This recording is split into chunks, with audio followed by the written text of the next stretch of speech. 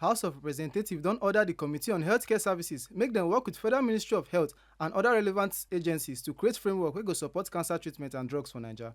Dem also call for more treatment centers, more radiation therapy machine and free cancer screening programs across the country. Dis one na after Honourable Aderemi Oseni raise motion wey him tok say na government duty to protect citizens' health and welfare. Him tok say cases of cancer for Naija don dey rise with over 125,000 pipo for 2020 and say the high cost of treatment dey make many pipo suffer because dem no fit afford am.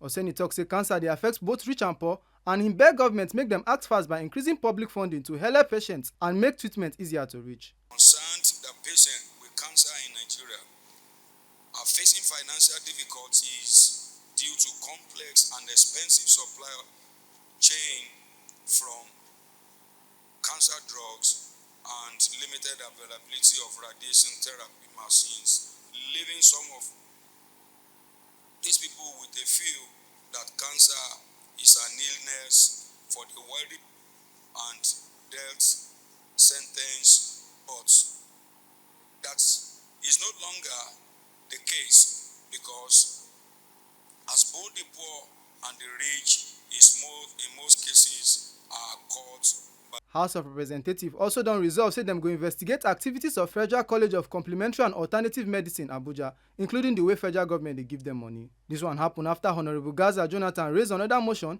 Him tok say even though dem establish the college in 2008, e don remain closed since 2010 after NUC stop the academic activities because of the accreditation wahala.